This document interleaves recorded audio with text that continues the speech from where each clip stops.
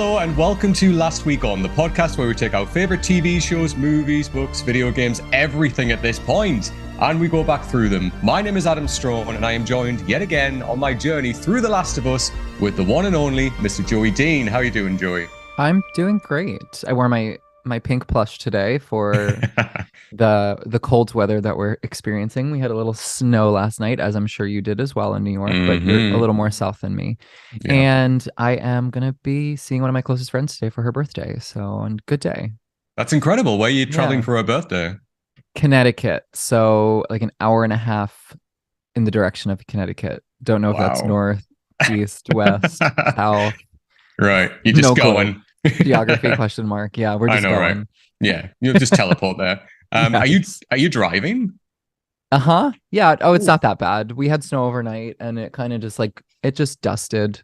It Mm, looks like a pretty scenic winter painting outside. yeah, that's fair. So yeah, it'll be fine. I always love that about like Americans in general when they talk about like driving places. They're like, oh yeah, it's just like a 3 hour drive, and like us like Brits are like, what? Like 3 hours? Yeah. Like where are you going? But like because America's so big, you just get used to driving long Uh-huh. distance. People are going on road trips for like 8 hour journeys. Like, yeah, we just Yeah. drove there. And I'm like, what? It's Yeah, it's wild. crazy like being a musician and touring and like the idea Mm, that like the longest drive I had was in I think it was like I don't know. I want to say it was definitely was no longer than 3 days of like time between shows, but we had a 36-hour drive. oh my God. I couldn't even Yeah. imagine. Crazy. It was just like a Oh, one-off across like we were in Minneapolis, Minnesota, and Minneapolis. I never know how to say that. Again, geography question mark. But we were in Minnesota and we had to drive to Los Angeles. So and we was oof. it was an opportunity to perform at Whiskey A Go Go, which is one of like the most iconic Mhm. venues on the strip, and we had never performed there before, so we took the opportunity and then almost crashed on the way. But yeah, Americans and driving not the same as Europe. Not the No. same as Europe. Hell no, Jesus. Well, speaking of Americans and going on long journeys, that brings us to this episode, like a cheeky little segue there. Yeah, So good job. I know, It's like right? it's like you've hosted podcasts before. This isn't your first time. So we are looking at episode 6 of The Last of Us titled Kin. Now, I mean, that episode, like title itself, it's slapping you in the face with things that we've been talking about all the time. So basically, in this episode for me, there's two kind of major themes that run through this. One of them, obviously, kin, which is the family that you have and the family that you make. So that's kind of a big theme in this episode, which obviously we'll dive into that. And we've had themes of that all the way through the relationships between like Joel and Ellie, and then how Joel views his family. And the other theme I've got is trust. Like putting trust in people and how that can then play out, whether that's a good thing, where you choose to place your trust. That's a big theme in this as well. So before we jump in, Joey, like what's kind of your overall thoughts on kind of the themes and like the feel of this episode? My first theme that I wrote down was same as what you said, who is family? Also the idea of what is family and what are the expectations of family. Mm-hmm. One thing I've talked about a bunch, which I think came out a lot in this, is the exploration of good versus bad.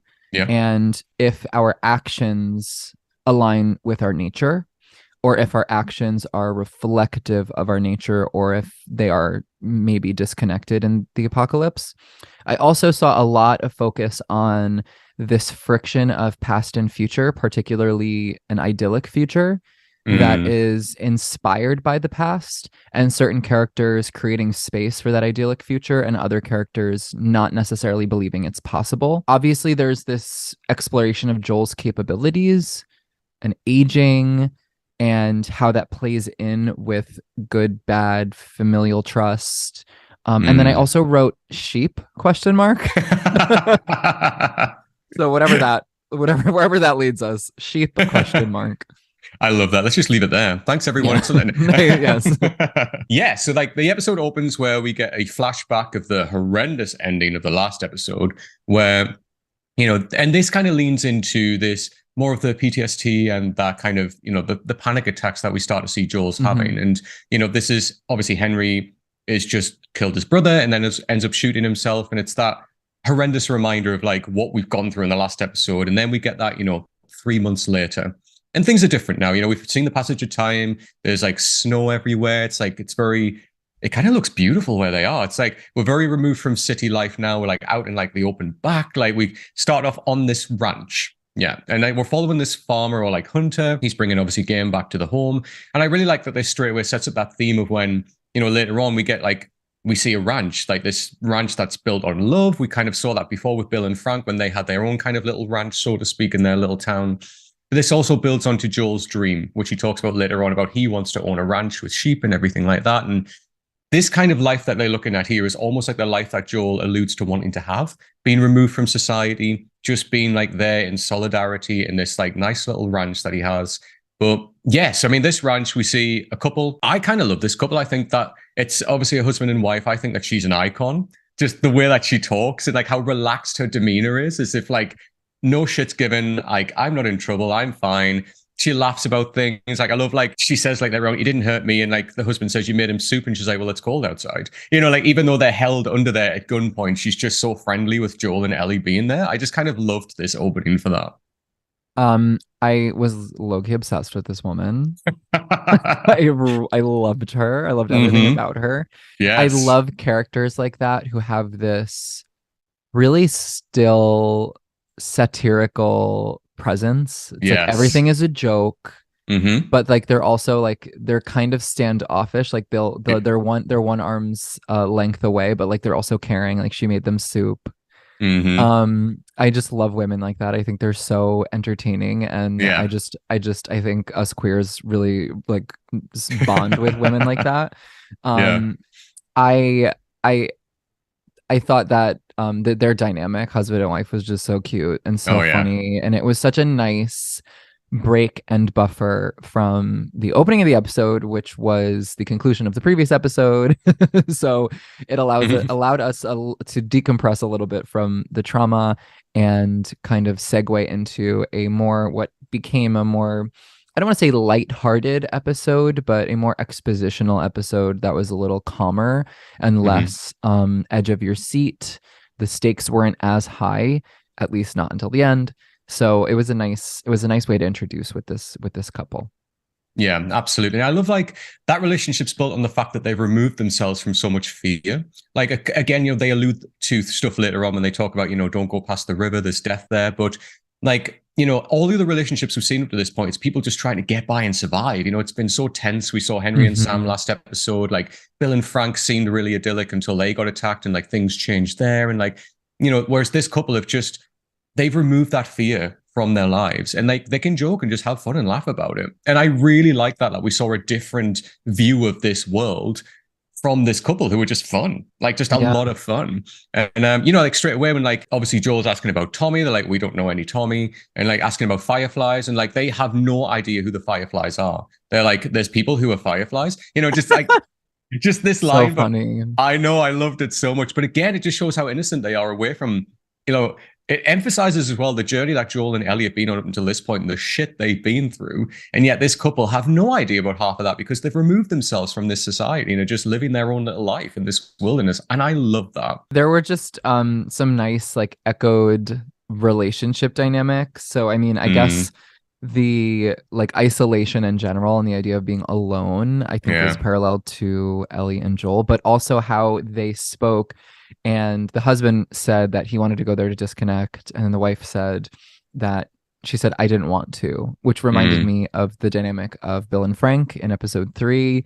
And it seems like they didn't need to include that, but I think that they really wanted to create a web that connected all the characters and forced or encouraged the viewer to scope into each relationship as an echo of another relationship, because everything in this is like a pair of two: Joel and Tess, Bill and Frank, Henry and Sam, Joel and Ellie, Joel and Sarah. As we meet in this episode, Tommy and Maria. Everything is in pairs of two. Going back to episode 1, where their house is house 11, which are like two lines standing next to each other, which emulate the end of the credits, which are presumably Joel and Ellie standing next to each other. So there's this, and then the idea of mirroring and parallels. It's just, there's a lot of this imagery of like two and two lines and two things that are communicative or correlative of each other. And so this was just a passive couple funny moment, but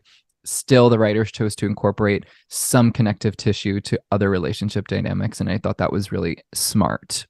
Yeah. And again, like what's nice that links into that is like we get a taste of Joel wanting to be the singular. You know, like once Ellie's dropped off, he wants to live by himself in solidarity on this ranch with sheep, question mark. But, you know, and Yes. then but then as this episode goes on, the idea of that is no longer appealing to him. And then it's back to the two again.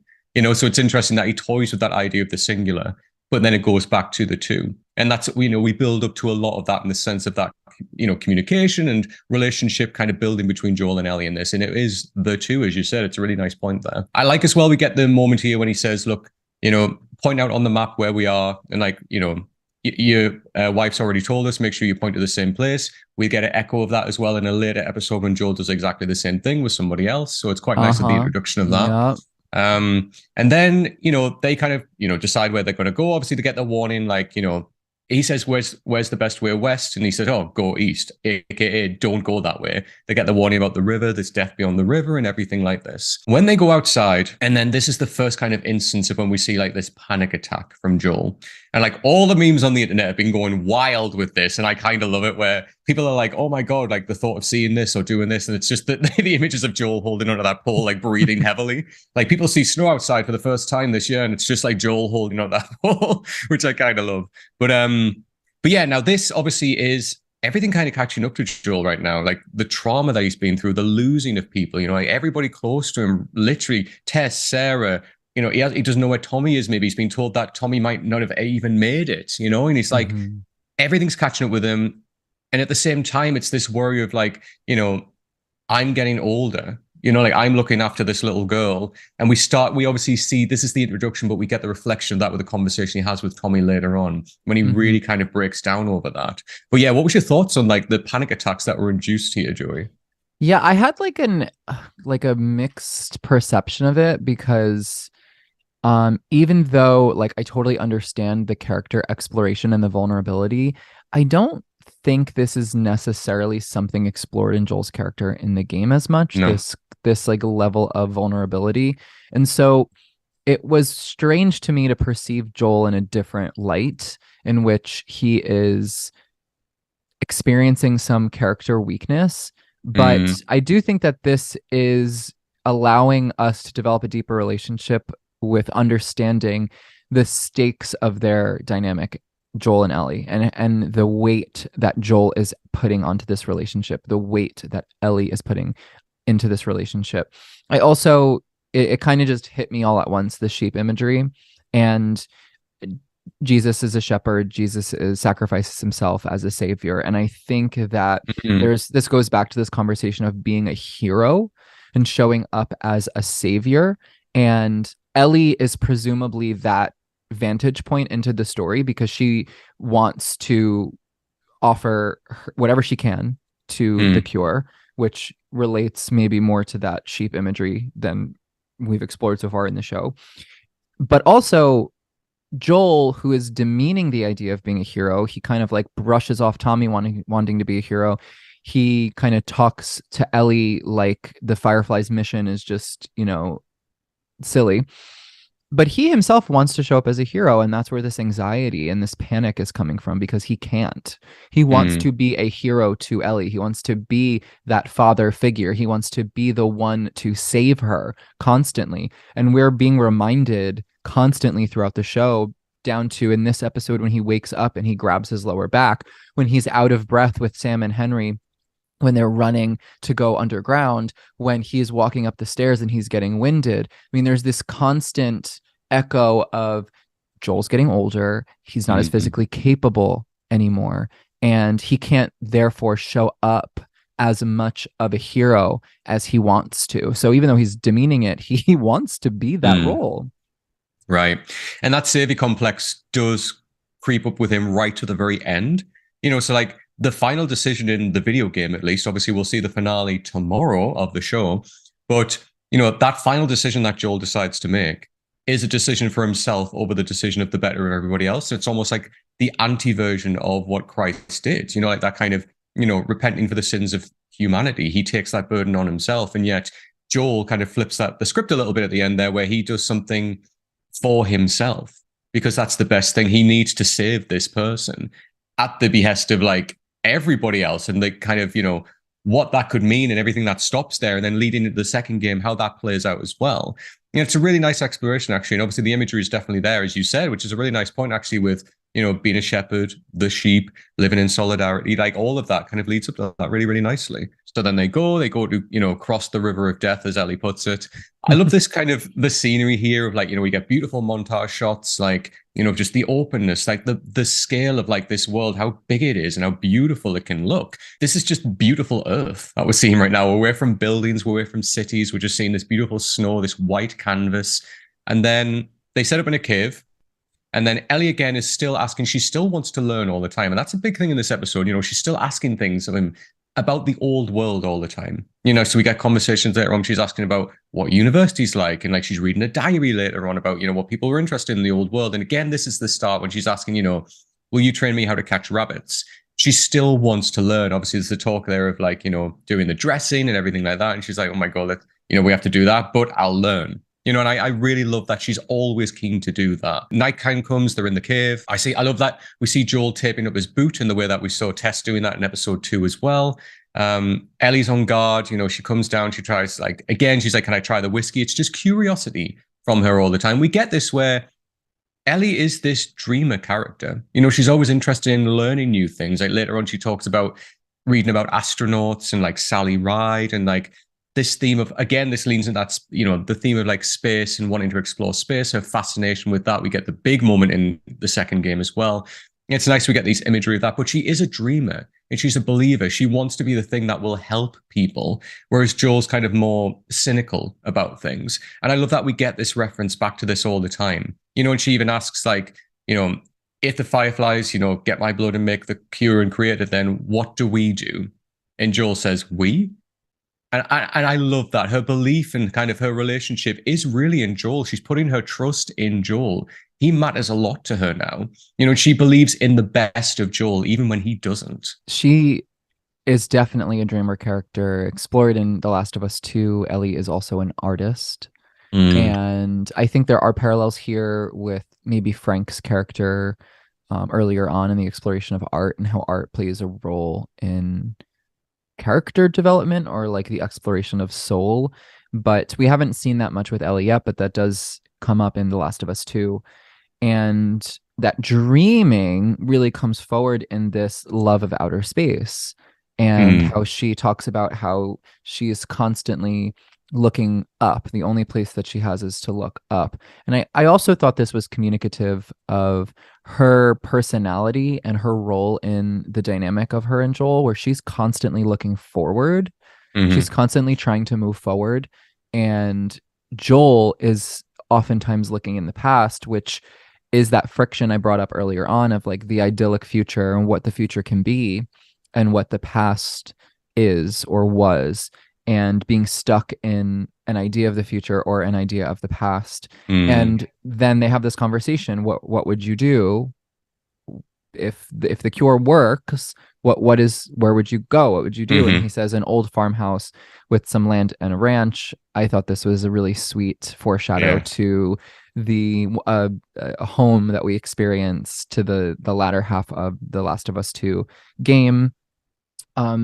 I just thought there was so many nice, this show does such a really great way to just plant Easter eggs. Every single dialogue choice or imagery choice is so intentional, down to her sipping the liquor and saying, yep, still gross, which alludes us to the next episode in her backstory, Left Behind, when she is drinking on top of the building.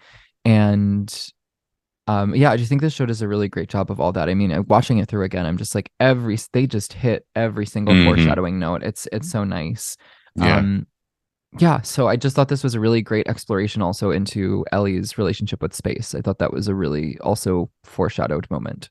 Yeah, I mean, this show does what you're alluding to there. Like, it works so well with the source material, and I think some of the best things do that. Where, of course, like it doesn't take liberties, but it takes what is there and just makes exploration more of what was there. So like stuff that was there that was suggested, Bill and Frank, we got a whole episode about that. And again, this, you read ridiculous comments online of people saying, oh, they've done this, they've strayed away from the game. Well, they haven't. They're honoring the game in the best way because they're working so well with the source material and just bringing more elevation to what's already there. And that's incredible. And that's why the show stands so highly in both of our favors, because it just works so well with it. It's just doing such a great job and giving us those moments that as gamers we see and we recognize and we go, wow, like I know the point they're making there. I know the reference that they're making there. And I am here for it because I get it. And even for people that haven't played the game, when they kind of go into the second season as well, they've set up so much beautifully in this first season that there'll be moments that pay off so nicely going into that. And I'm excited for that. I'm really excited for that. But yeah, so I like the little scene as well when like Joel falls asleep. Then Ellie decides obviously to take watch. And then like he suddenly wakes up and he's like, oh my God, like, he's looking around for her and she comes down holding like the gun. And he says straight away, like, you can't do things like this.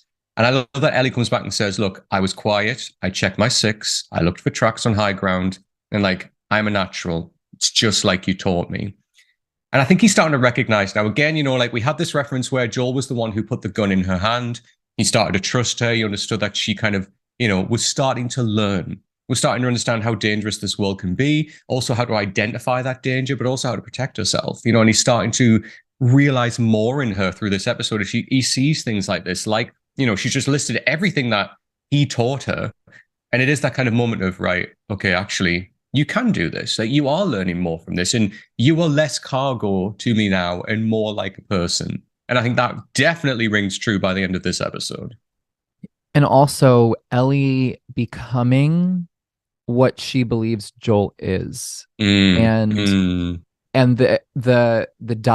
deep dive with Maria's conversation into, is Joel a good person or a bad person? And Ellie donning this behavior that is, I don't want to say animalistic, but is just so unfiltered that she has a particular perception of Joel. She admires him. She enjoys power. This is the fascination she has with guns, down to smelling them. She wants to feel powerful. Yeah. And Joel is powerful to her. And not only is he that familial father energy, that trust that you brought up, but also he's, in her eyes, a badass. And she wants to embody what she believes that he is.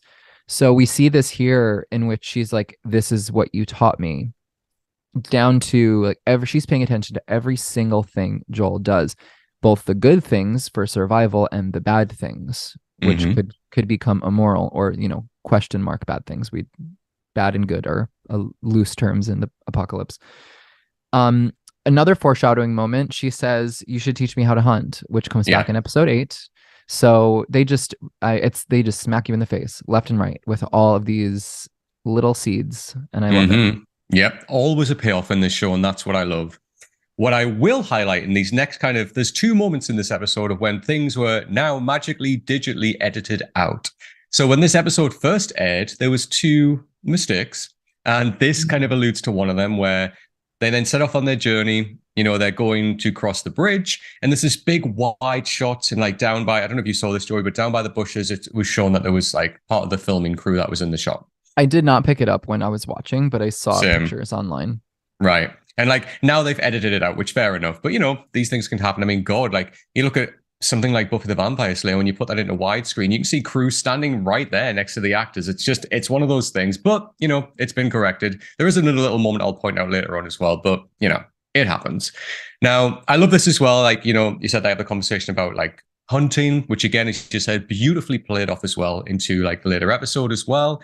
And then, they come to the big dam. I love that this is a reference back to, just Ellie saying, damn.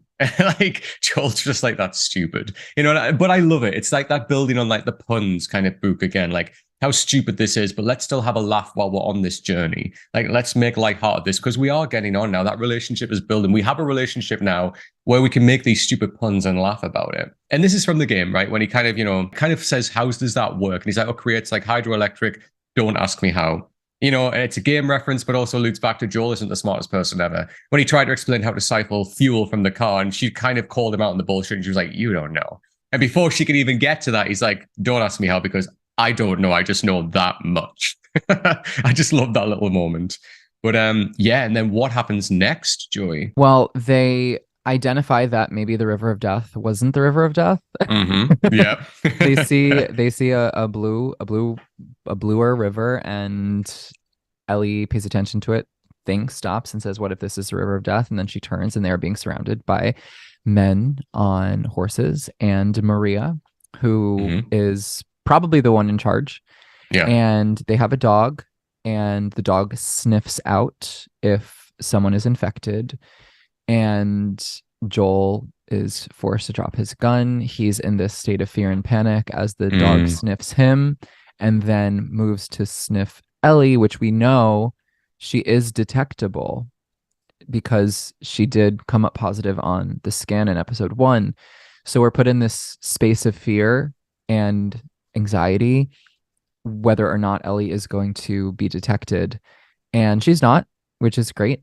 I Mhm. love the joyous, childish break and how she embraces the dog, and it's cute and everything. But the focal point here for me is Joel's expression Yeah. and how we're seeing into the psychology of Joel. We're seeing that tension of fear and survival. He wants Mm. to do something he can't, which comes back later in his conversation with Tommy.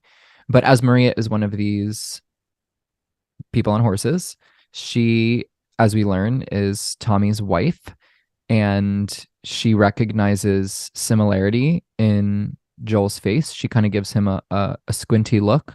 Mm. And I think that was intentionally placed because when we meet the couple in the beginning of the episode, they say, "Does your brother look like you?" And he says, "Kind of." And Mm. so it plants the seed that Maria is kind of thinking, like, "Oh, he kind of looks like Tommy." And then he says, "I'm looking for my brother." So she immediately goes forward and takes them to the town, which was so perfectly designed. It looked Mm. Yeah. identical to the game. And I loved Mm. it. I loved that moment. Yeah. Same. Like, I love, like, as soon as those doors open and they kind of ride into Jackson, just, oh, like, that is society how it would look if it's rebuilding itself. You know, like, this is the view of, like, this is Ellie almost kind of getting to see, if my blood creates a cure, is this how society can rebuild? We can come back together. Mhm. There'll be settlements like this. We are building back, like, as I said, mankind, really, and building back the world that we used to know. Obviously, Ellie's never known that world, but it's a taste of how it could be in reference back to the past of how it used to be. And I just really love that. I love that moment of, like, it takes its time to linger in there while we look around, because we've, like, up until this point, we've seen, like, look at Kansas City. You know, like, it pales in comparison to this, where it was just like a dictatorship. Everyone's driven by Kathleen wanting to get revenge on Henry. There's nothing else here. There's no sense of family. There's no sense of, like, community in terms of, like, bonding and relationships. It's just very, very militant. You know, like, we're looking for people coming in. We're armed. We've got guns. You don't see any of that here. Of course, like, you know, they held up a gunpoint to start with, but once they go into Jackson, it's freedom. It's all of the fears of the world are removed. You know, they allude to, you know, we're so far out here, that conversation later on when, you know, we leave bodies further out. It's like a warning, but not everything that, you know, is a warning of bad there means that it's bad, because we have this world that we're just protecting. We're protecting our little world. And I love this. I love that so much. And as you said, it's perfectly captured from the video game. It looks incredible.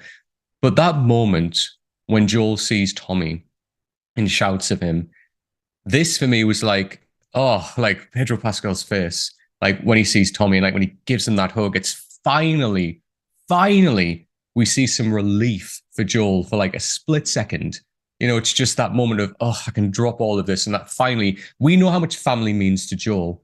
And this pays off that when he sees Tommy and embraces him like that. It's just beautifully played. And I felt emotional watching it, just because of, we know how much this means to that character. And it's that final relief that he gets to be with a member of his family who he trusts, who he knows, who he loves. It was perfectly done.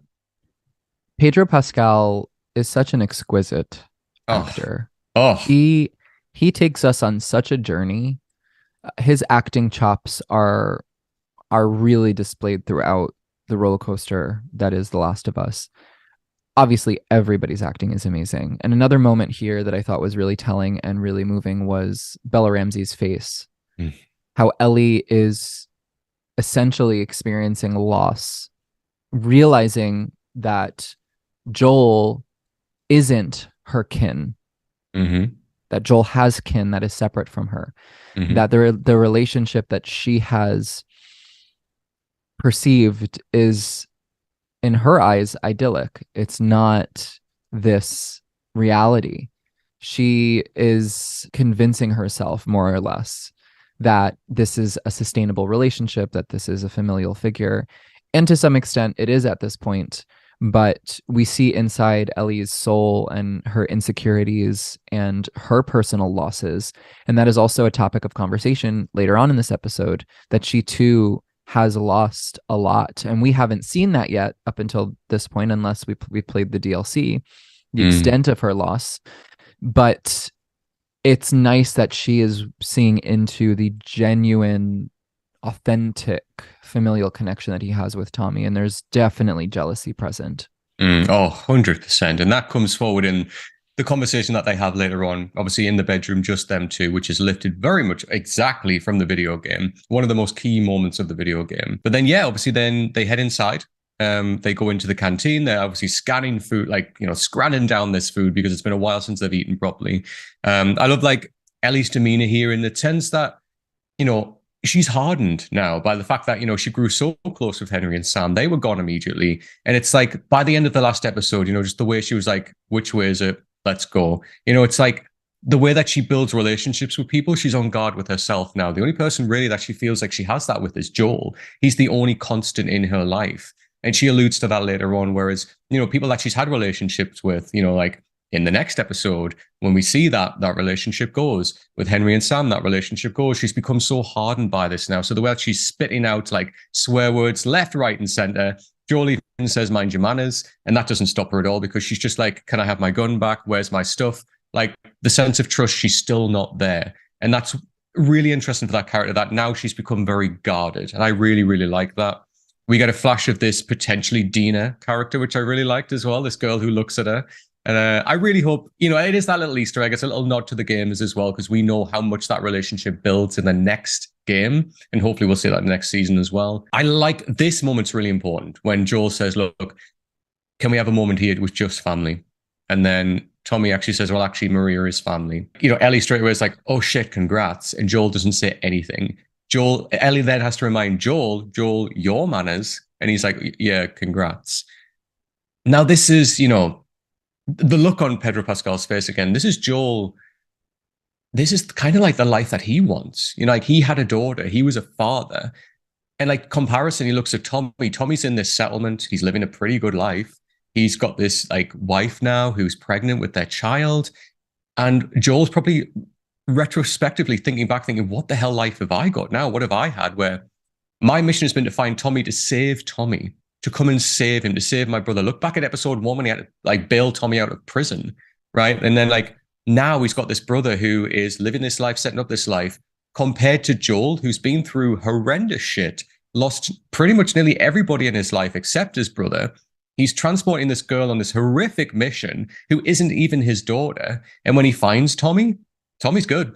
Like Tommy's good. And that's kind of like, that's the life that Joel wants. And it is just that moment of that recognition in him when he's like, Jesus Christ, like he's got this life, like this future now. He's got this child on the way. What have I got? I think a lot of this boils down to the roles that we as humans accept in life based on perception, and how two things can exist at once. And I think this is why the pun book is so consistent. This might feel contrived or like an overanalysis, but hey, what's the podcast for if not for overanalyzing? Let's go. A pun is in and of itself something that means two things. And there is this friction of good and bad and what that means for each character. And we obviously at this point have really explored that Joel is both a good and a bad person and sits somewhere in the middle. He has access to doing bad things, but his nature isn't necessarily bad. Mm. His actions come from care. His actions come from protection and wanting to be an anchor for his family, who, as we're witnessing that dynamic within Ellie and him, even though Ellie's not his kin, if you will, but will become essentially, or is growing.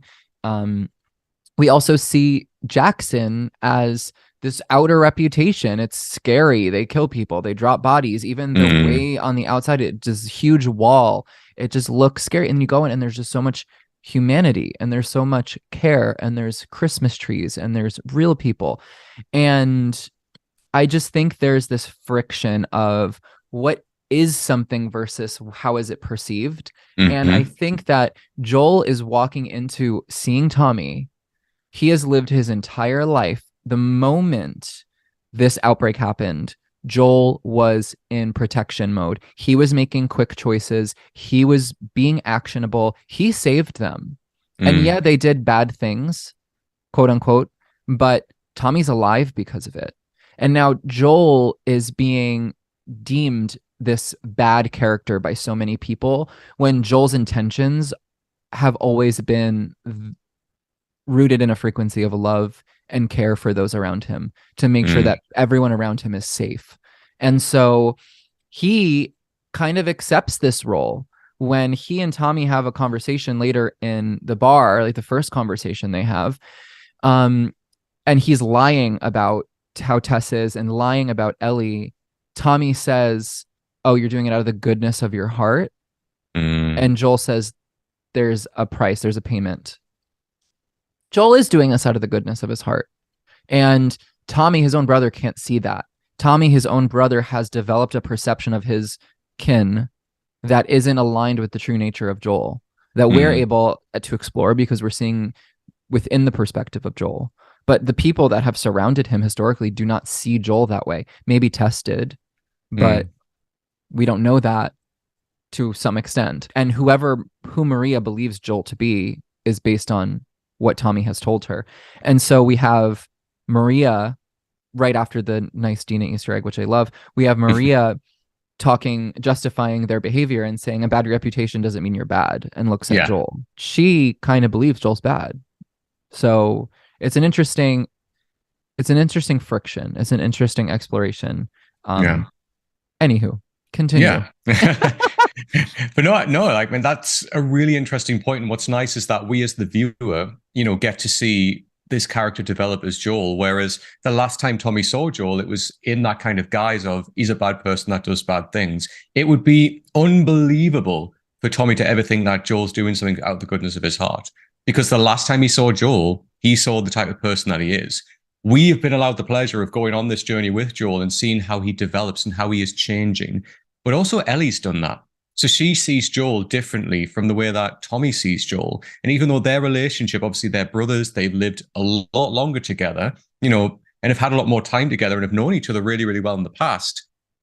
It's Ellie's perception of Joel that we as the viewer share because we've seen the development of Joel over this time. And he is a different person now from when we first saw him in episode 1, when he was that cold, stoic version that Tommy now did know, but will soon realize is different. And yeah, it was really, really nice. I really, really like that. So then obviously they go outside. Maria gives them the grand tour of Jackson. So they're walking around, they're talking about the protections that they've got. They keep quiet. They're out in the middle of nowhere. They've got like a school. They've like sort out their laundry, like how they do their power. Like, it just sounds incredible. Like the way that they've set up this settlement and everything's working really, really well. I like as well the little moment of like, it's collective ownership. And then Joel says also it's communism. And like Tommy's like, no, it's not like that. Just the way his face, like he takes a second to think and he's like, actually, I just love that little moment. That was really fun. I need to ask you, so Ellie, obviously they then go and see the horse in the stable. The horse is called Shimmer. Is that the name of Ellie's horse in the second game? It is, yeah. I thought so, yes. I love that. It's totally her horse to be. Right, I love that. Yeah, another moment here as well is that it would just been now digitally edited out, but you could see one of the crew members' hands holding onto the horse's reins as Ellie approached it, and then Mm. that dropped. So like, I and didn't it was notice. yeah, it was there to hold like the horse's head up basically, so Ellie could stroke it. So yeah, love that little reference point as well. You know, as you said, Ellie's horse to be. Beautiful, beautiful foreshadowing. And then obviously Maria asks for Joel and Ellie to be like housed over from them. And then, as you said, this then leads into the Tommy and Joel bar scene. So they go in, and again, you know, he's lying to him. He says, "How's Tesh? You know, she's fine. She's all right." And then, yeah, what happens in the rest of this conversation, Joey? Tommy is interrogating, if you will, trying to Mm-hmm. get behind the what's going on. Why are you here? To save me, sure. And they're kind of having this brotherly bonding moment, but Yeah. it like the bond isn't fully there, which is interesting because again, exploration in this episode of like what is family, Mm-hmm. and we're seeing a closer bond with Joel and Ellie, who are not family, than we are with Joel and his brother Tommy. We do Yep. know that things ended a little rough. Joel spoke about this earlier on, that Tommy left upset with him or not happy with him. But ultimately, after lying and not being honest, Joel learns that Tommy is pregnant, if you Mm-hmm. will, although Maria is pregnant, but that's how straight people speak. So Tommy is pregnant and he's having a child, and we see this jealousy bubble up. Mm-hmm.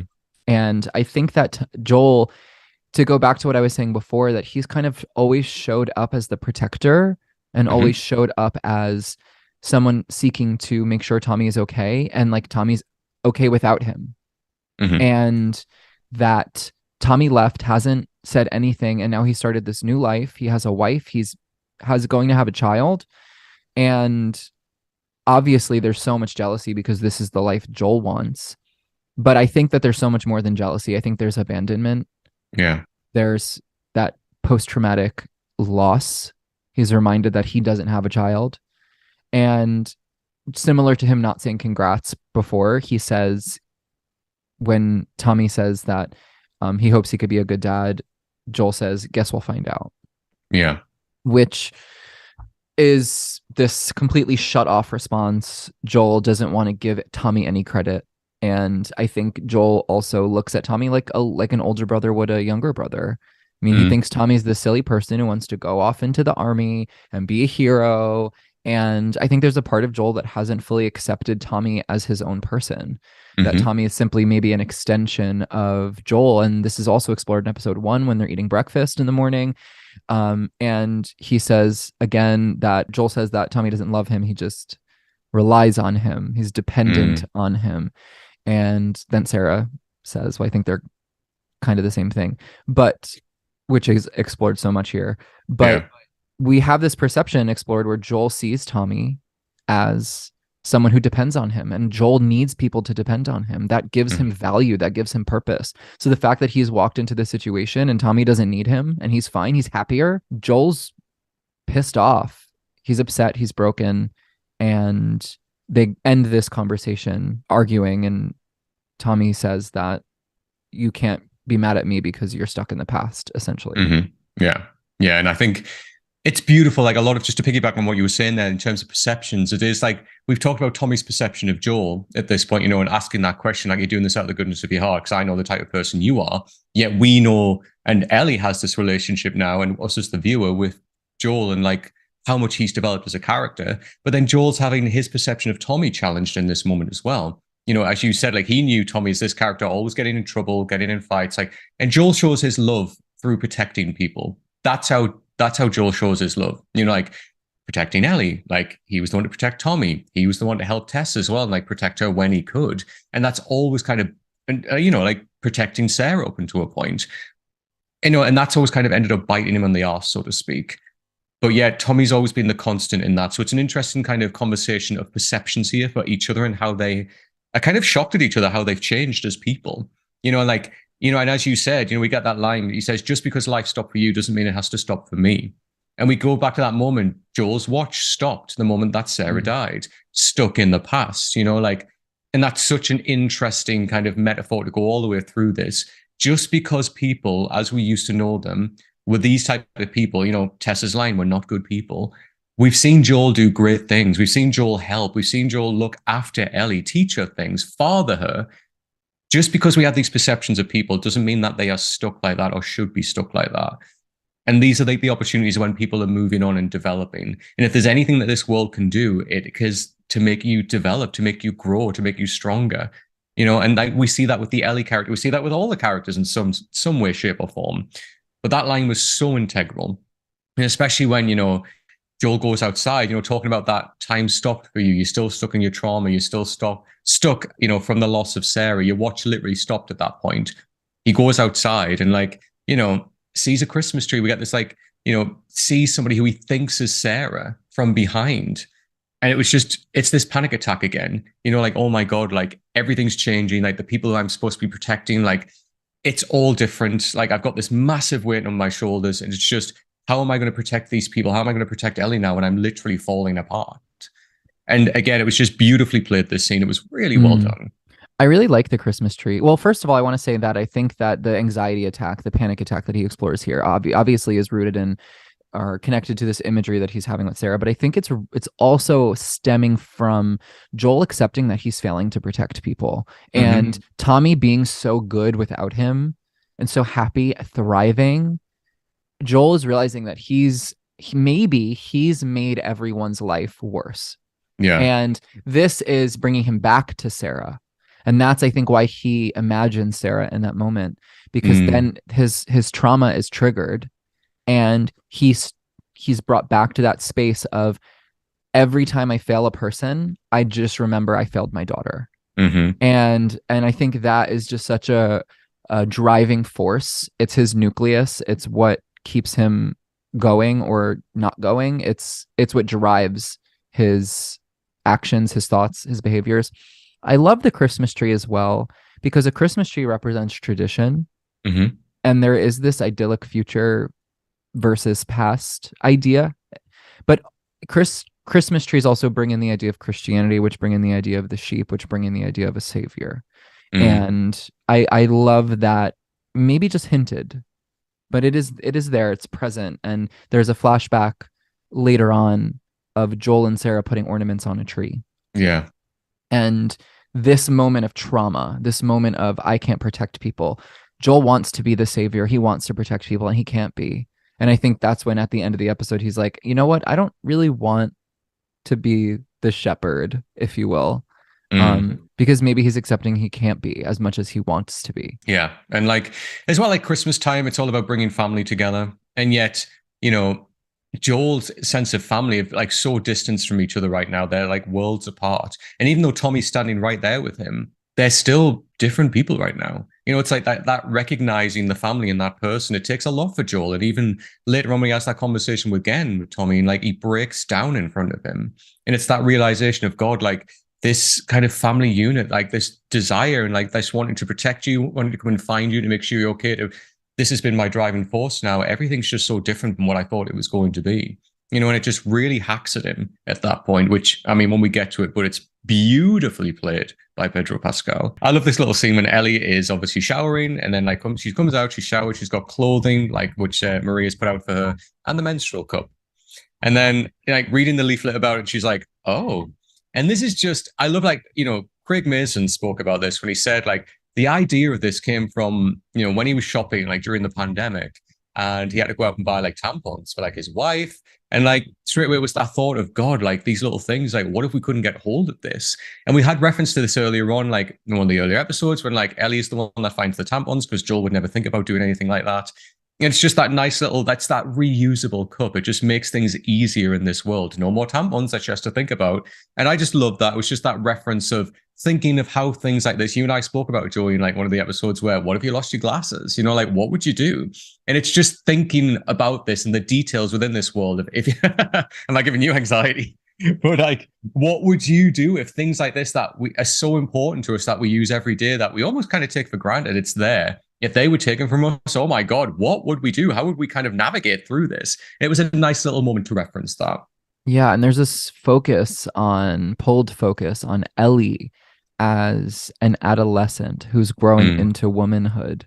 Yeah. And she's in this bedroom that is truly a young girl's space. Ellie isn't connected to this. We learn Ellie is a lesbian, Mm-hmm. and this focus of like the top 10 hottest guys, and a note from the secret admirer hanging on the wall, and this focal point of like menstruation and womanhood, and how this coming of age experience for Ellie has a lot of this identity crux, this identity shift, this idea of how do I fit into this world? And she is seeing so much opportunity for herself through the actions of Joel, because she's like, oh, yeah, that's how I see myself. And when I Mm-hmm. grow up, I want to be like that. Yeah. And I think that because she's so disconnected from the space that she's in, and she's so disconnected behaviorally from what is expected of young people, when they're at the table earlier on and Ellie's just cursing and she's shut off, and Joel's like, mind your manners. We're learning Ellie is not fitting any expectation. She's not, she's a rebellious person. She is Yeah. rebellion. She is anti.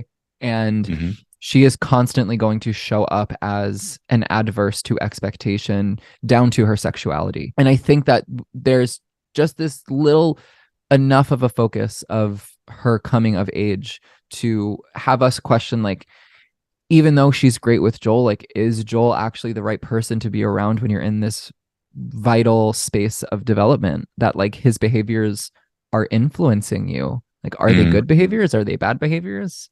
I don't know. Right. But she obviously learns a lot of importance from Joel as well. And that's just in the terms of survival, like how to navigate this world as a dreamer, who wants the best of Mhm. things. How do you navigate this harsh world, which will remind you of the reality versus the dream, right? And that's what we get. That's the learning that she gets from Joel. But she also gets a really important learning point here from Maria. And this takes us obviously into 2 episodes into the future as well. But she goes into the room with Maria, like sits down. She like says, "Look, I'll give you a haircut." Sits down. She notices the names on the chalkboard. It says Kevin and Sarah with dates next to them. And straight away, like I like as well before that, she's talking about Maria says, "I used to be a district attorney," kind of again referencing back to the before, what used to happen before, which is Ellie's hotspot. She kind of loves that stuff, learning about what people used to do, how things used to be. And then she says, "Oh, sorry about your kids." And she says, "Oh, kid, Kevin, Sarah was Joel's daughter." And that's the first time that Ellie gets a notice of, oh, he's never told me about this. And like it is almost like a kind of a sense of there is more to Joel that I don't know. Because right now, Joel, like Ellie probably thinks she knows Joel the best. And that sense of when she saw Joel and Tommy hug, this is a person who's Joel's known for years. This is his family. And yet Ellie's been on him and probably knows him better than anyone, but she didn't know that. And that's kind of like, I'll keep that stored because I didn't realize that. And probably a lot of things are starting to drop in place in her mind at that point of how Joel's been with her. Like his demeanor with her, this kind of like, the conversation of you just cargo to me, am I not family to you? All of this is starting to drop into place. And I love that. But also really importantly here is that Maria says, I noticed that you're not telling me everything. You're not telling me the whole truth. And she says, that's good. Be careful who you put your trust in. The only people who can betray us are the ones we trust. And that's such an important line. And I think it rings true on Ellie's face when she kind of really listens and takes that point in. But that is so true. They've had their trust betrayed so many times already. And like reference back to when they first arrived in Kansas, when they saw the man walk out into the street, Ellie's first reaction was, should we help him? He looks injured. Joel straight away, no, seatbelt on, let's go. Do not trust this situation. 2 episodes into the future, when it's a very Ellie-centric episode, when she bumps into the people in the forest, there's no trust there immediately. Straight away, they seem friendly, they seem nice people, but, we'll obviously talk about this more when we get to that episode, but Ellie straight away, put your weapons down, take 3 steps back, stay where you are. Whereas the older Ellie prior to that, with how nice and their demeanor was, probably even maybe would have gone along with them. But it's so important for her character development here, and especially what we get from this point going right to the end and into the second game, this is the carving moments of the Ellie that you and I know, Joey, and what we'll see going into the future. Yeah, I mean, you just nailed it. As you wrote everything that I wanted to note about that scene. I also just love the wisdom of the only people who can betray us are the ones we trust, because we can't be betrayed by people we don't trust, because that's not betrayal. How are we betrayed? Exactly. So I think it was a really nice, simple way to contextualize it, and obviously is aside from really summing up actions that have been thus far and this trust dynamic, um, it's going to really take us into the conclusion of this part of the story.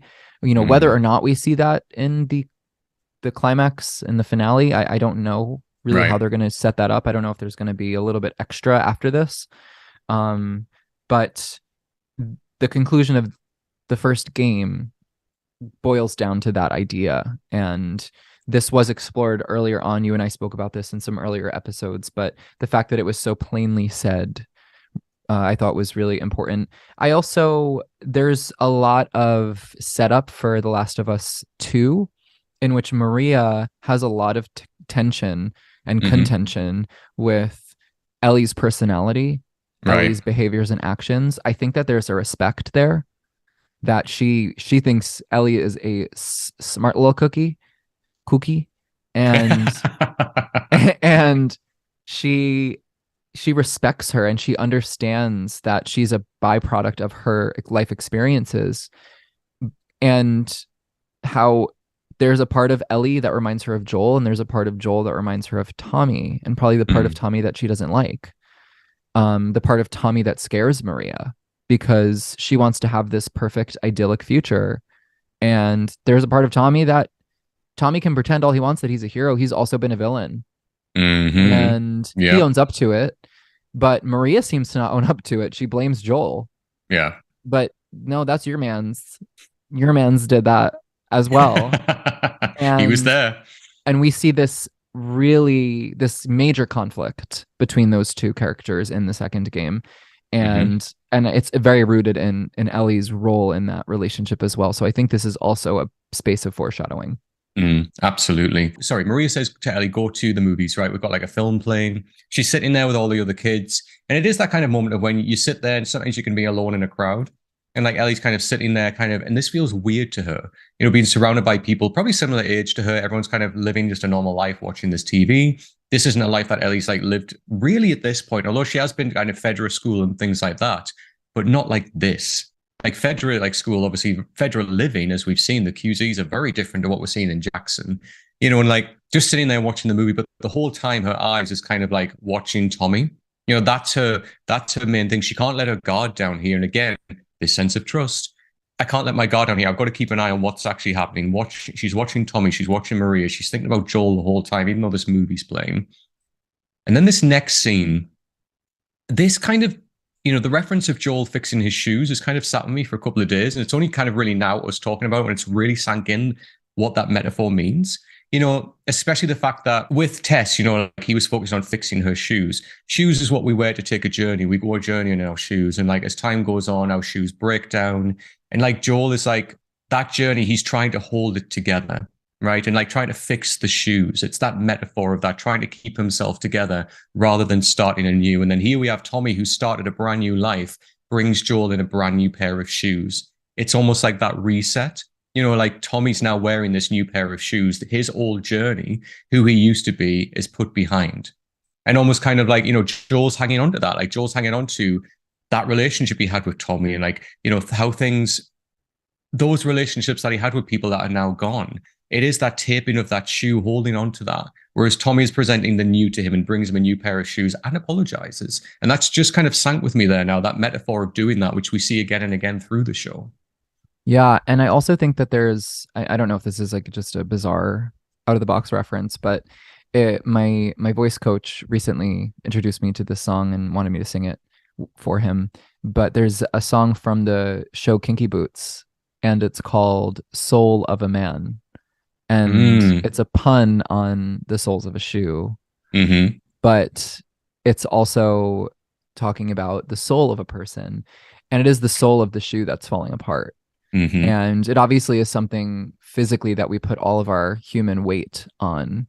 But I wonder if, to expand on what you were just saying, this is a manifestation of Joel's inner self. It's Yeah. a reflection of his soul, and how he is so deeply trying to hold himself together Mm.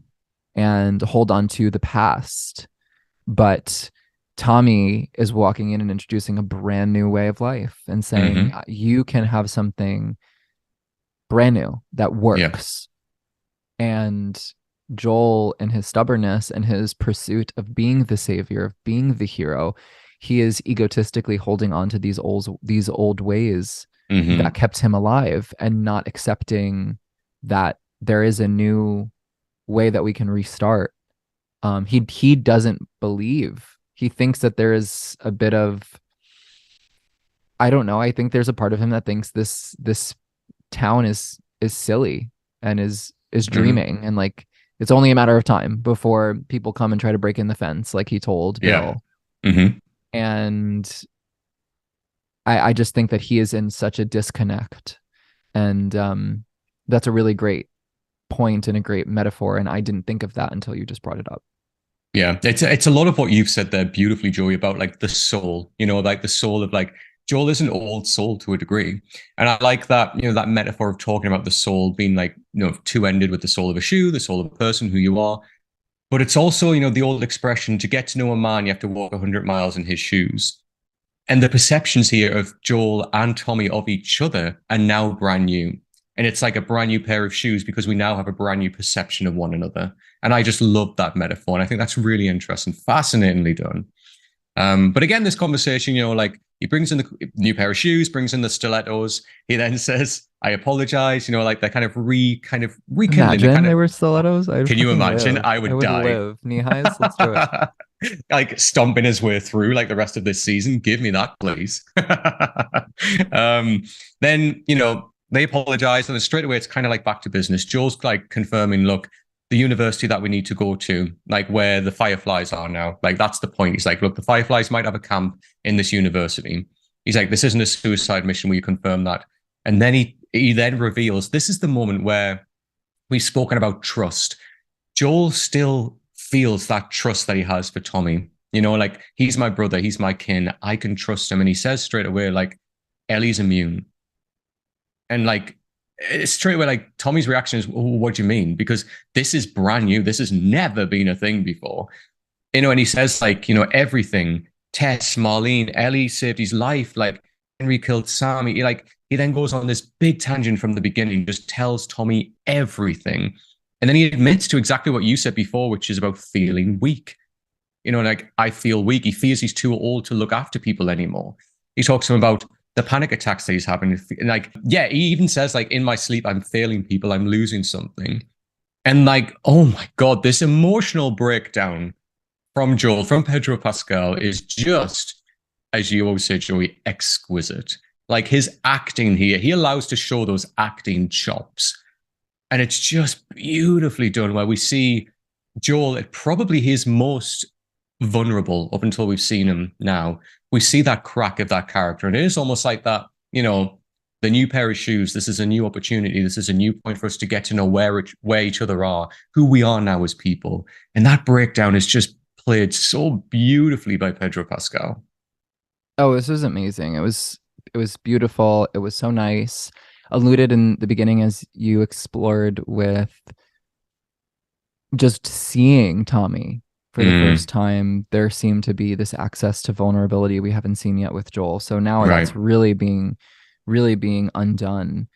I will say, so I was just trying to remember the timeline of events. I know that this scene is toward the beginning of The Last of Us 2, when Tommy sits down and says, "Tell me everything from the beginning," or he simply says, "From the beginning." Mm-hmm. This timeline in the game would have happened after the conclusion of the first game, correct? Yes. Yeah. Okay. So this has a little bit of a different context here.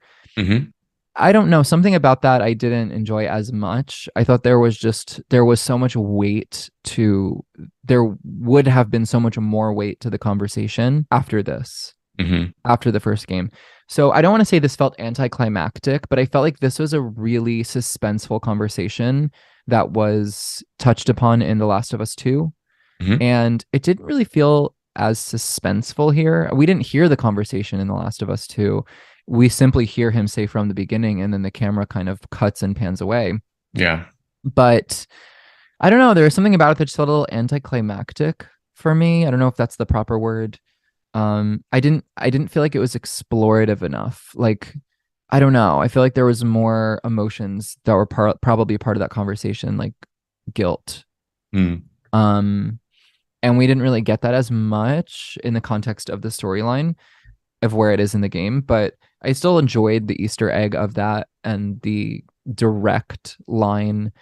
And obviously, it's an interesting plot twist that Ellie overhears Hmm. Yeah. because that isn't what happens in the game. Exactly.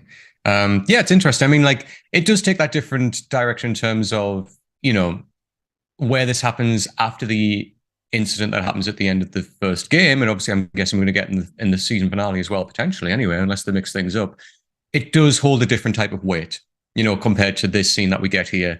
But I just think I love the way that they twisted this to make it more about that emotional breakdown of Joel and how he feels about everything at this point. And I think Pedro Pascal sells this, and it's beautifully done. But it's also him kind of convincing Tommy to take her. And this is the way he can get through to him, by showing him the effect that this is having on him. I can't do this. Will you please take her? Can you do this? And he's like, you're the only one I can trust. He says, don't tell Maria, you are the only one I can trust. It's placing that trust in him. It's giving him that, it's putting Tommy in that position of, I need to pass on the torch to you now. You need to do this. And it shows how much Tommy means to Joel as well by telling him this huge thing that he hasn't told anybody else. Incredibly important. And obviously Tommy agrees, says, look, I'll take her at dawn. And then Joey, this next scene, I mean, take us through it, because this is video game galore, this next scene, right? It was really shot for shot, but we see Ellie reading a journal in her bedroom, and Joel walks in, and it's funny. She says, "Is this all I had to worry about? Boys and movies?" And she says the line that we remember from the game, "I'm not her, you know."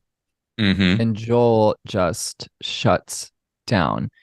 It's ironic because he can't really share this rule in the beginning. And so he says, don't ask me about Tess Mm-hmm. in episode 3 at the conclusion when they decide to go on this journey together officially. And he says Right. there are a few rules, and the rule is don't ask me about Tess. But I really feel like he means like don't ask me about Sarah. He just can't Yeah. say it because he hasn't shared that yet. Mm-hmm. And so Tess, he loves and cares for Tess. And so that loss is significant to him and maybe was Ellie's fault. Mm. But the Sarah situation is land that shall not be tread. Yeah. And they have this argument where it's really scene for scene in the game. Mm-hmm. And Ellie shares that every person has left her. Joel says, you don't know what loss is. And she says, you don't know what I've been through the same way that I don't know what you've been through. Then Joel says that he's not going to take her. Tommy's Mm-hmm. going to take her, and he leaves. And Joel is acting egotistical, but I think this is a culmination of all of the emotions that have surfaced since he's seen Tommy. Mm. And that anxiety that was bubbling, that the panic attacks that he's been experiencing, the trauma that has been driving him. By seeing Tommy and letting that guard down, I think that he has just entered a space of emotional disarray. And I think equal parts, he's pissed off, but also genuinely believes I can't take care of Ellie. And so he has to sit with that for the night and really debate, can I take her on this journey? If I take her on this journey, is something going to go wrong? I love that moment of him sitting with that decision that he makes, especially the last thing he says to her is like, you're not my daughter and I'm not your dad. We're going to go out in the morning. We're going to go out separate ways, and then leaves. And it's just, I mean, the acting between them both in this scene, it's literally, as you said, it's lifted from the game. It's beautifully done. And this is almost like, the scene that we get afterwards, this montage of like Joel thinking back to Christmas time, hanging up the decorations with Sarah on the tree, like seeing that tree obviously in Jackson was triggering for him to bring him back to this moment of thinking about that with Sarah. But it is almost kind of him, reaffirming to himself, you are cargo. you are with me because I'm on a mission to take you somewhere. But that's too late. Like he's already got this bond to her, this fatherly kind of bond with her now, where although he's trying to convince himself, you are not my daughter, and he says that, she is kind of his daughter now. And that's too late for that. The bond is there. And especially when it kind of goes into the next scene as well, like in the morning, Ellie sits alone in the room. And I like as well, she probably was hoping for Joel to come through the door. Like when she hears the knock, she says, come in. She was waiting for Joel. And then when Tommy comes in, that kind of look on her face, it is that realization of shit, he's not interested anymore. Like this is gone. Like that conversation stands true. And then they go to the shed and obviously Joel's there. And it's that shock, and this is kind of Joel's almost apology in a way. Like he sat his thought with it. He's packing up the horse and he even says like, I should have gone. I should have packed up. I should have left 30 minutes ago, but I'm still here. And even when Ellie says, like, did you come to say goodbye or something? And then he says, I stayed here. And he gives Ellie the choice. He says, look, I'm going to give you a choice. I owe you that. And I love, like, within a heartbeat, he can't even finish his sentence. She's like, I choose you. Like, gives him the backpack straight away. And it's wonderful. Of course she was going to choose Joel. She doesn't know Tommy. How can she put her trust in somebody she doesn't know? This is Maria coming out in her. This is the words that Maria give to her. I don't know this man. He means something to Joel, but Joel means something to me. He is the person I trust. Of course it was going to be Joel. And it was beautifully done. And again, like that wonderful moment. Again, I love that we get this bookending of like the relationship of when Joel first sees Tommy. They give him a big, big hug. Oh my God, you're here. This hug goodbye is a very different hug. Like they see each other differently now. They understand each other very, very differently. And it is that kind of that big embrace, that goodbye, that good luck, that, and he then gives him his gun as well. Take my gun. And they leave for Jackson. But it was just beautifully played, right? It was great. And I like the idea that Joel sat with that the whole night and his takeaway was you deserve a choice. Mm-hmm. And I wonder what that was rooted in. Does he believe that Sarah didn't have agency, didn't have choice? And so he's thinking, if there was a second chance, what would I have done different? Would, Sarah doesn't have the opportunity to make choices and make decisions in this life. So what could I improve on? And it's the idea of you choose your own path. And I think that often is what a successful parent teaches their children, that I'm going to raise you to make good decisions, but at the end of the day, the decision is yours once you enter adulthood. And Ellie is entering adulthood. She's transitioning out of childhood into adulthood, both in physical body, but also emotional body and spiritual body, and the philosophies that drive her and what she believes in and the actions that she decides to take as a result. And I liked that was it. That it wasn't that he said, I'm deciding to go with you. It was, you deserve a choice. I don't know. I just thought it was it felt more meaningful. It felt more tender for someone who didn't necessarily apologize. Yeah, absolutely. And then obviously they leave on their journey. And then this is really nice, kind of like the relationship that we see here between Joel and Ellie is the best of what we know from them. Like even their relationships developed so much, how much they're getting on, how much they're just having fun with each other's company again. Now that they've kind of reestablished where they are and that Ellie chose Joel, they understand each other better. Like they just get on. It just works. The training when he's training Ellie with the rifle, like showing her how to aim, and like she's joking about saying the aiming's not right, and then he hits the target immediately. And she's just like, the laugh between them is really good. It's just that relationship that it's been earned. We've seen it develop and it's just continuing to develop. And obviously this plays up beautifully into what happens at the end of this episode as well and how much weight that holds. But again, I love that as they're traveling, Joel's kind of explaining so much and teaching her again about like the history from before, talking about, like how the world used to work. People used to own things. People used to share things. Some people like that. Some people didn't. All of this, like saying how he used to be a contractor. He used to work with Tommy. They used to build things and like explaining what that is, explaining what football is. Like all of this, I mean, a lot of it's lifted from the game as well. That conversation about football, explaining the rules and everything like that. Ellie does that in the game as well. And it's like this montage that plays beautifully of like, 5 days, I think it is, that they travel to the university. And then they arrive. And I'm sorry, but this university from outside literally looks like the school from X-Men. Like I was waiting for like Xavier to roll out in a wheelchair and let them in. Like literally, can you imagine? Mhm. But Yeah. like beautiful. But I love this. Like straight away they get there, it looks empty. They're like, and I love that Joel actually explained what a university is again to Ellie. He says like, oh, this is where people like went to find out who they wanted to be and everything like that. And then this conversation, he's like, can we revisit that conversation? When you asked me like what I wanted to do afterwards, when I was younger, I wanted to be a singer. And this is a beautiful reference to the video game again. Joel has a guitar. We see it in the background of one of the episodes prior as well. The fact that he teaches Ellie how to play a guitar, the fact that we see Ellie play a guitar in the second game as well. I mean, from a singer's perspective, Joey, what's your thoughts on this?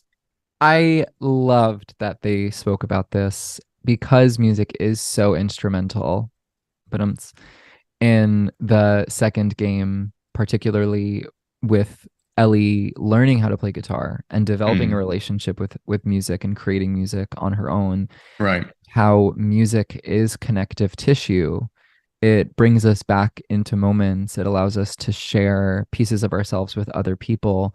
And obviously, it's really important to the creators of the show, going back to the radio codes and the meticulous choices of what songs are placed in what parts of the episode, how the most powerful episode of the season so far, in my opinion, episode 3 with Bill and Frank, how music was how that started. And we spoke about on that episode how it almost mirrored the Ellie and Dina moment in the second game in the music shop and Aha's Take On Me.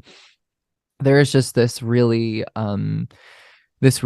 sweet relationship of music. And I think that it's going to be a fun moment for people who don't fully know the game to experience this later on in the show and then return to season 1, and that like little seed that was planted, they're going to be like, oh, that's so cute that they spoke about it. But I also I like the focal point of it, them talking about that idyllic future. What do you want to do with your life? And, do we have that agency in the apocalypse? Like, are we allowed to make these choices of what we want to create in this world? And how Jackson is a representation of that, and how Joel might think that's a little silly. And at first he kind of brushed it off, but now he's more literally or actually answering the question. Right. What he deep down would actually want to answer it. Obviously there's the sheep mascot, which I thought was a cute tie back to the beginning. Yeah. And how Joel's kind of moved away from this idea of the sheep and being isolated and being alone. And music is more something that connects us. And he's going from, oh, yeah, I want to be alone on a farm and away from people, to I want to actually create something that connects with people. And I think that Ellie is taking him into that transformation and into that shift. Yeah, beautifully said. We obviously then see the monkeys, which is right from the video game. And like, Ellie even says, this is the first time first time I've seen a monkey, like literally lifted from the video game. But I like the sense of danger that happens here when, Ellie says guard stations, no guards, gun, question mark. And like Joel's like, gun. Something doesn't sit right here. Something doesn't look right. And that's obviously because they spot the Firefly emblem on the sign. As they go further into, kind of closer into the bigger part of the university, there's nobody there. No guard stations, nothing. What is going on? They obviously tie up the horse and they head inside this main building. It's completely empty. There is a packing list that they find, which is what you have when you're like moving. A list of everything that you need. They find that left. That's from the video game as well. Suggested that they've moved on, obviously onto Utah, and then they hear the noise upstairs. And then, they go up. And again, this is kind of lifted from the video game, really. It is that sense of tension. They go upstairs, they go into the room where the noise is coming from, and we see some monkeys just chilling, just hanging out in there together. And then as soon as they open the door, they like dart out of the window. But then the tension and the mood of this episode completely changes when they spot the people outside. And even us as the viewer, we're like, shit, like things are getting real now. We see a group of like what could be raiders. They're clearly armed with like bats and like metal rods and things like that. And when they go back out, straight away it's like, right, let's get back to our horse. Let's leave immediately. Obviously, this is very different from the video game, like what happens here. But the sense that Joel gets injured is the main point. And the injury's in the same place, obviously. But I loved how scrappy this fight was. They get back to the horse. Ellie shouts, Joel, look out. This guy obviously tries to attack Joel with a bat. Ellie's pointing the gun as well to try and shoot at him. And then it's just that moment of when Ellie looks down and sees Joel And then Joel looks down. We see that bat in his, like the kind of the top of the bat impaled in his side. Jesus Christ. Obviously in the video game, it's different where he falls from a higher height and like falls down and gets like basically impaled onto like a metal spike, which Ellie has to lift him off from, which is grim in the video game. But yeah, this was just for me that urgency, that sense of everything we're building up to. Again, we've said this a million times. Don't ever get too complacent because the rug will be pulled out from you. This relationship, everything that they built up to so far, we're going to go to the Fireflies, they're going to be here. Everything's going so well. Yes. Oh, wait, they're not here, but that doesn't matter. Now, suddenly that's all being pulled away from them because Joel has got this critical injury. I think it's interesting also after watching the following episode to consider, or the following two episodes, so episode 8 really, to consider that they were maybe being scouted to be food. Yeah. Which is interesting because watching it, I didn't think that. I will say I was a little, this was another one of those moments that when episode 3, I spoke about a bunch of moments that just didn't make sense to me. This didn't make sense to me. Why would Joel pull out the weapon that stabbed him?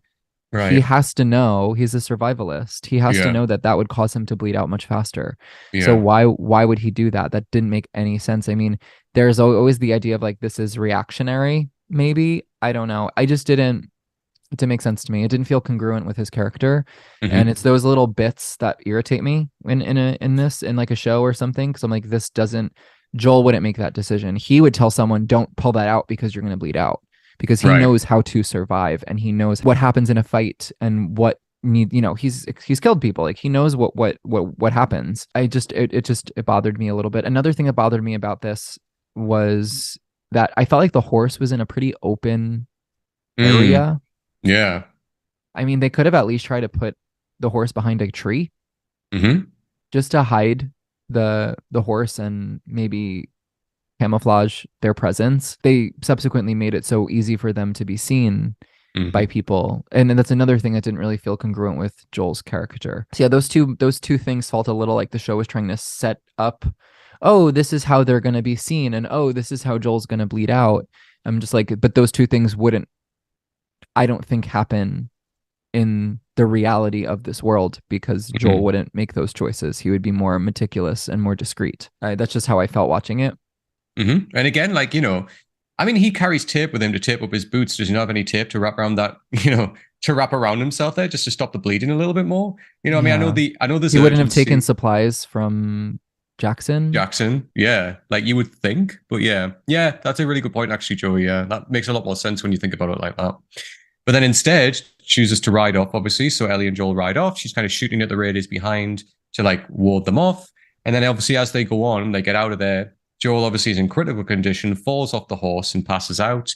Beautiful acting here by Bella Ramsey, being over the top and just saying like, Joel, you have to get up. I can't do this without you, through tears, which was beautifully done. And then, I love the last shot of the camera panning out and you just hear her saying, Joel, please, Joel, like pleading with him to get up. And then we have this beautiful reference point back to the first episode where we hear Depeche Mode again, Never Let Me Down. We recognize 80s means danger. She's in a dangerous position right now. But also, I want to take a look at the lyrics that we hear as well, which are, I'm taking a ride with my best friend. I hope he never lets me down again. He knows where he's taking me where I want to be. Now, if that isn't slapping you in the face, I mean, hello. It's right there on paper. And it was a beautiful way to end the episode again in referencing something that we've already learned from a previous episode. And then we get to the end and that's it. We kind of, pull out and then Ellie's left there looking over Joel. It looks like shit has gotten real. What a nasty situation we're left in. But yeah, Joey, what's your overall thoughts to wrap up on the episode? And then obviously your rating out of 10.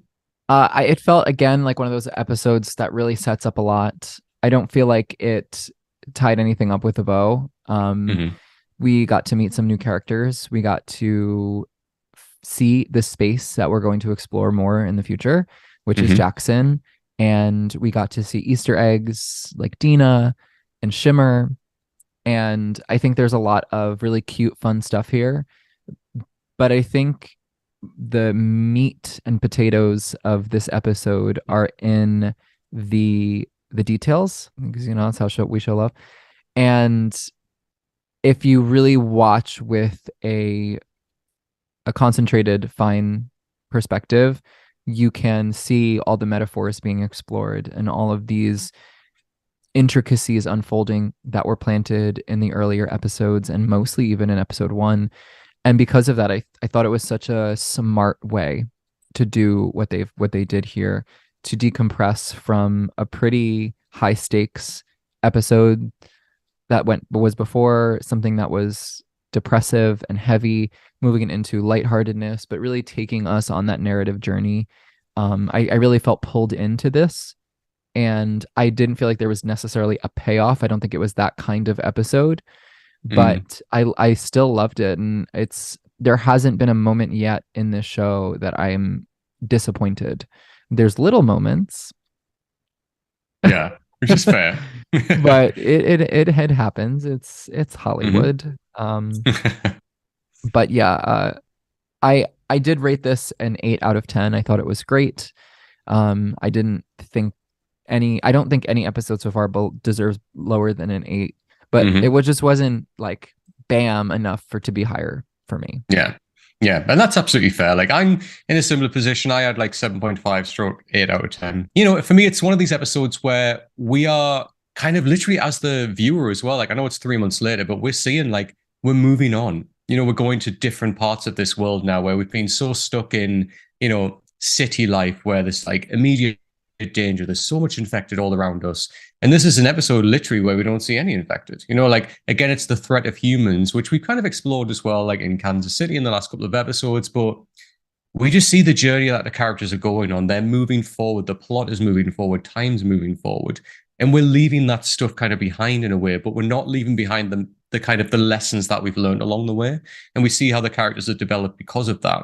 And I love that we see how the relationships change between the characters, how some of them better, how some of them are just completely different from where we started, and how we get a different sense of Ellie and Joel in this episode, which is really, really well done. Like, how they see each other, how we see them as well as characters, you know, like how we see like how the future could be. You know, like that introduction to Jackson's so beautifully done. That reference point of, wow, like things could be like this. Things could get better. And this could be what Joel and Ellie are fighting for, especially Ellie. You know, we kind of see the view of that, what we could see the world looking like when it starts to rebuild, I think is beautifully done. You know, as you said, like, I agree, like the stakes aren't as high here.